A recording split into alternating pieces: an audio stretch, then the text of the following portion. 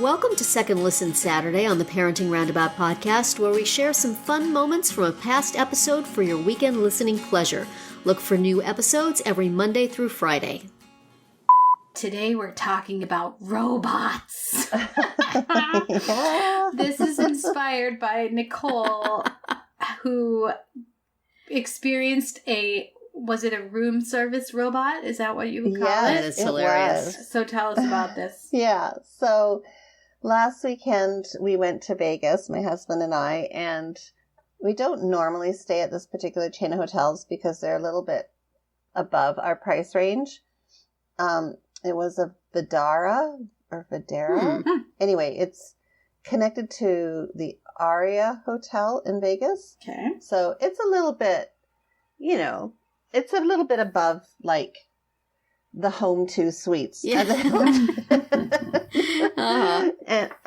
But we needed a night to, like, we were looking for a reasonable deal. So it turned out it was kind of like an Airbnb situation because it was one of those hotels where you can own suites in there and okay. People can own them. And then, so it was rented out to us. Anyway, so we got it for a reasonable price.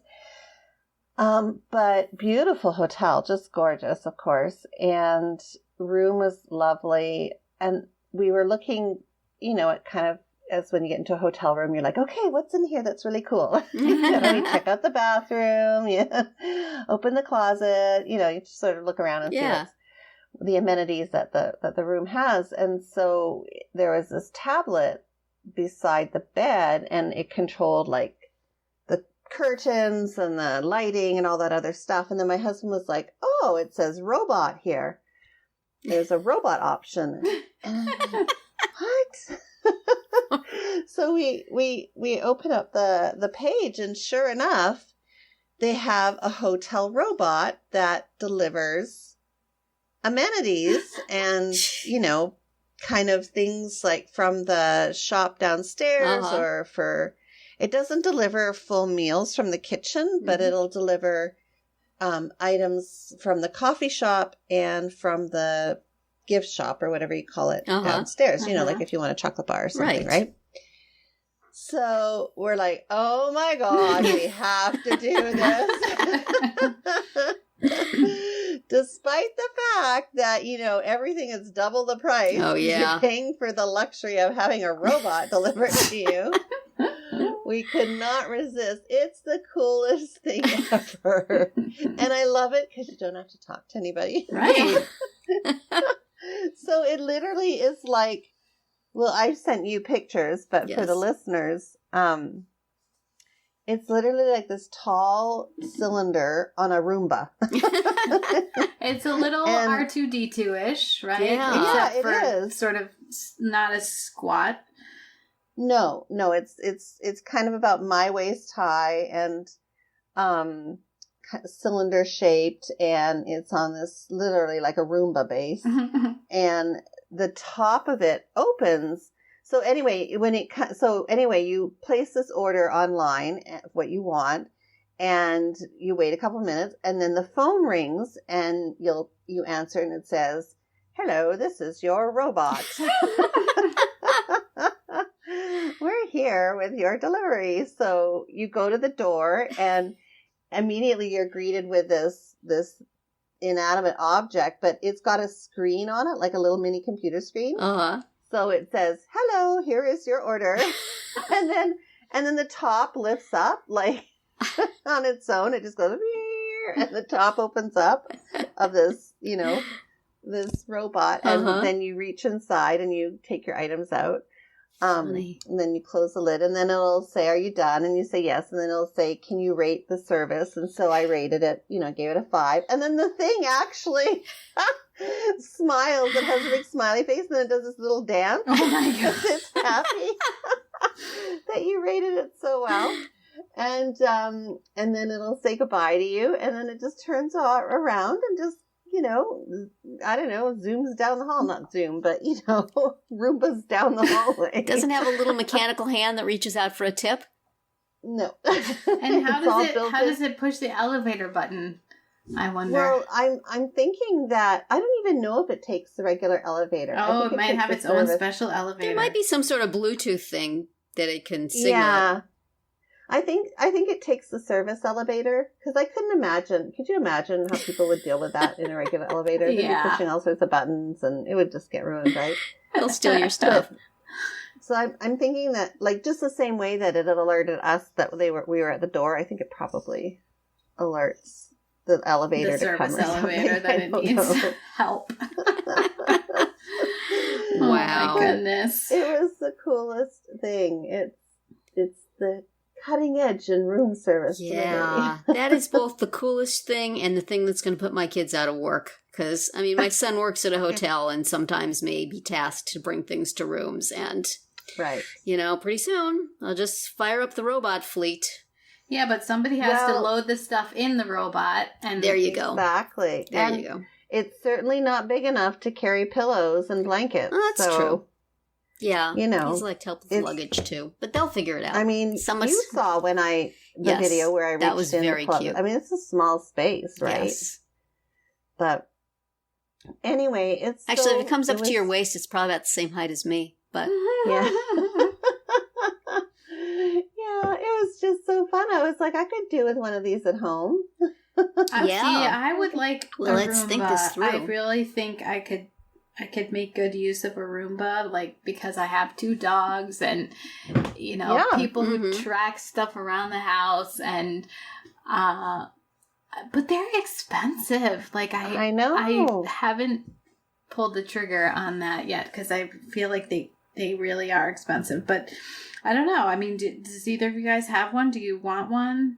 I feel like I had one at one time, and it just, as with many of these things, it looks really good, but it has its limitations. Yeah. So it needs a few more generations, I think, to be able to really do it. You know, it gets stuck, or it gets, right.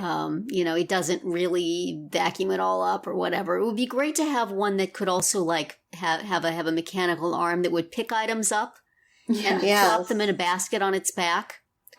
You know, even really more than vacuuming. Cute.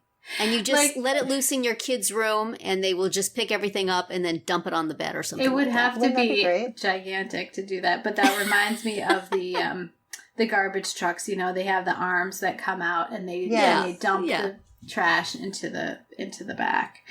But you know, we have like very uneven surfaces. You know, we have hardwood floors and area rugs, and can it handle that, and would it get stuck like behind a chair or whatever? I don't know, but boy, it's in theory it seems awesome. And they even have mopping ones now, I think. Ooh. They have Roombas that like shoot water out and really? Do they have one that'll clean your shower? That's what I need. I need the shower ball. That would be cool. Like, you know how in fish tanks you have the snail that goes on the wall and cleans the fish tank? You get a little tiny Roomba for your shower wall. It just crawls along the caulk and cleans it constantly. Yeah, I like it. What else could we do? Yes. Yeah, I need one that like goes around the basement of our house that we have a mother-in-law apartment downstairs, which my actual mother-in-law lived in when we first moved into this house. That's why we got it. But since then, nobody's been living there, and it's going into what I call genteel decline. But if it could we could just have like the aquarium thing just constantly floating around. If we could just have a Roomba that would clean floors and soak up water that leaks through some wall into the bathroom down there, and just constant leaks, so I don't have to think about it. I know it's always relatively clean, and you know, I don't have to go down there and do anything. And it should have like an extendable like feather duster that comes off of the Roomba, and so that while it's cleaning the floor, it's also dusting. Yes, this is what you need for the part of your house that you never want to go into because it's gross, and so it just gets grosser. Do other people have that part of a house? Quickly open the door, shove the robot in there, close the door. Yes. But, you know, if it could also have the capability of occasionally, we have a refrigerator down there where we put extra stuff. Yeah. And occasionally I need something and it could bring it upstairs. Yes. That'd be fine too. Mm-hmm. There you go. Just you know, bring it to the bottom of the stairs and I'll come get it. But so I don't have to go there ever. That'd be awesome. My sister-in-law comes periodically because she's going to see doctors near us, and so she'll just call and say, I'm coming tomorrow, can I stay overnight? And of course we always say yes, and we want to have her and we want to help her out, but it's like I feel so bad about how kind of neglected the room where she stays is. I need that Roomba down there doing its thing, keeping it not disgusting for momentary visitors. Right. Not that I clean it very much if I know the visitor's coming, but still. It's definitely appealing, that's for sure. Yeah, well, you can always, there's always cool things out there, especially in Vegas, right? You always find kind of the latest and greatest cutting edge kind of stuff at their hotels. So, was there more cool technology that you saw or that you were inspired to think about? Well, they probably have machines there that take money out of your pocket and and dispense of it for you. Yeah. Many of those that don't dispense of it. What are you talking about? Well, they don't give it back to you. They no. That's weighing down your purse. Your purse is so heavy. Here, just put all the money in here. Here, let me help you. I'll hold on to it. Yeah. I enjoyed Vegas back in the day. No, we're not Vegas regulars, so it's one of those once in a while. Let's spend $20. I enjoyed the penny slots. Do they still have penny slots? Yeah, that's what we play. Yes. You're never going to win anything, but it passes the time. Exactly. Definitely things are much more high tech than what I've seen in the past. They keep having all these, electric cars, which are getting, not electric cars, the self-driving cars. We saw a self-driving car. When are we going to be able to program those to pick our kids up at school and every place else? That's what we need to be able to do. Self-driving SUV. There you go. It was the coolest thing. Mom can stay home. The guy was sitting there on his phone. Mom can stay home with a cool drink and the Roomba, and the car will go pick up the kids and take them to their next thing.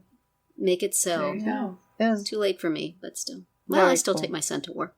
That would be fun. Yeah. Technology. Can you imagine, though, sending your kid out on the streets of New Jersey with no driver? I don't know. Probably not, but I don't know. Yeah. There could be a time when I don't know that it would ever be safe enough. I cannot imagine them being safe enough, especially with how screwy people in New Jersey drive.